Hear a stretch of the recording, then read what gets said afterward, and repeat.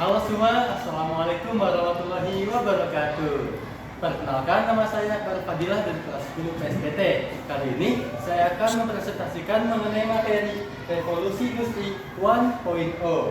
Baik, apa aja sih yang akan kita bahas dari revolusi industri 1.0 ini? Jadi, dalam presentasi kali ini saya akan membahas tentang pengertian dari industri 1.0, kemudian dampak industri 1.0, dan juga contoh industri 1.0. Kita masuk ke yang pertama, yaitu pengertian dari revolusi industri 1.0. Apa sih itu revolusi industri 1.0? Revolusi industri 1.0 merupakan sebuah industri di bidang industri yang pertama kali terjadi, tepatnya pada abad ke-18 pada periode tahun 1750 hingga pada tahun 1850. Revolusi ini ditandai dengan adanya penemuan mesin uap oleh James Watt yang digunakan dalam proses produksi sebuah barang. Nah, kalian tahu nggak sih siapa itu James Watt? Ayo kita cari tahu siapa itu James Watt. James Watt merupakan pria yang lahir pada 9 Januari 1736 ya, dan wafat pada 19 Agustus 1879. Ia merupakan seorang insinyur, kimiawan, dan juga pebisnis dari Skotlandia, Britania Raya. Keluarganya merupakan pekerja di bidang perkapalan dan pembangunan rumah. James Watt mulai bekerja sebagai teknisi pembuat peralatan listrik. James Watt mulai bekerja sebagai kimiawan pada tahun 1799 ketika menggunakan mesin uap buatan Thomas Newcomen. Hasil penyempurnaan berupa mesin uap dengan konsender yang terpisah. Nah, kalian tahu nggak sih apa aja dampak positif dari industri 1.0?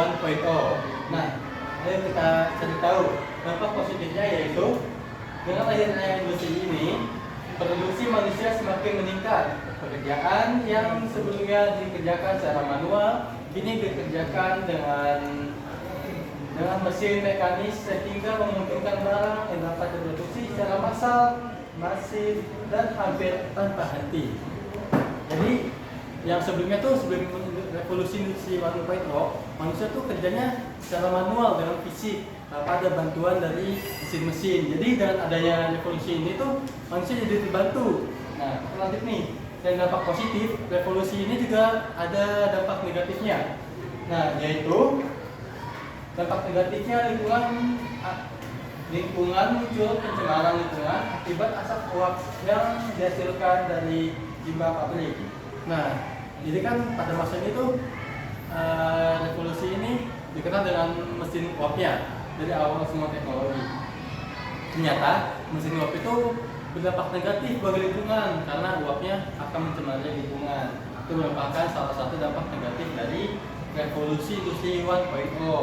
Nah, selanjutnya dampak perkembangannya nih. Yang pertama, tenaga manusia perlahan digantikan oleh mesin uap. Kemudian sumber daya alam khususnya pohon mulai terkikis. Yang ketiga, peningkatan transportasi karena ditemukannya kereta uap dan juga mobil uap. Kemudian peningkatan pekerjaan menjadi lebih banyak atau lapangan pekerjaannya itu semakin meningkat. Nah, kesimpulannya yaitu revolusi industri 1.0 yang dimulai di Inggris pada akhir abad ke-18 adalah perubahan teknologi yang membawa dampak luas bagi masyarakat, ekonomi, dan juga teknologi. Oke teman-teman, kita masuk ke sesi tanya jawab nih. Apakah ada yang bertanya? Izin bertanya. Ya silakan. Perkenalkan, nama saya Gawianto dari Marga Sago. Saya mau nanya, itu kan industri 1.0 kan itu industri yang pertama. Itu bakal ada perbedaan signifikan nggak sih antara industri 1.0 dengan yang lain? Baik, terima kasih atas pertanyaan yang luar biasa dari saudara Gali. Pertanyaannya yaitu perbedaan signifikan dari industri 1.0 dengan industri yang lainnya. Jadi industri 1.0 merupakan industri yang paling awal dari semua teknologi lainnya. Jadi bisa dibilang perbedaan itu bahwa industri 1.0 bisa dibilang sangat tertinggal jauh dan belum secanggih dengan teknologi 2.0, 3.0, 4.0 atau 5.0. Baik, ada pertanyaan lagi dari? Nah, itu untuk perbedaan signifikannya apa? Kan tadi bakal ada perbedaan antara 1, 2, 3 dan lain-lain. Baik, perbedaannya yaitu yang paling mencolok nih di industri 1.0 itu terkenal dengan mesin uapnya.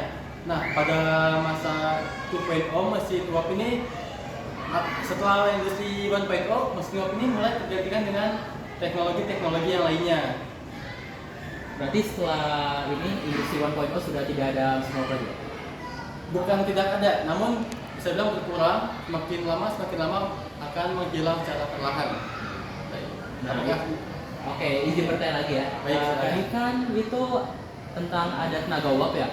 Itu Tenaga kan, uap. ya Betul. kan bakal ada pencemaran lingkungan. Nah itu pencemaran lingkungannya kayak apa aja sih? pencemaran lingkungan akibat mesin uap itu udara ini jadi kotor sehingga bisa menyebabkan manusia menjadi gangguan pernapasan atau mungkin sehingga gangguan pernapasan dari uap ini tuh sangat berbahaya bagi ibu hamil, balita ataupun lansia.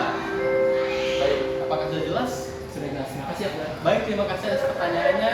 Mungkin sekian saja pertanyaan dari Gali. Saya tutup presentasi kali ini. Kurang lebih mohon maaf. Wassalamualaikum warahmatullahi wabarakatuh.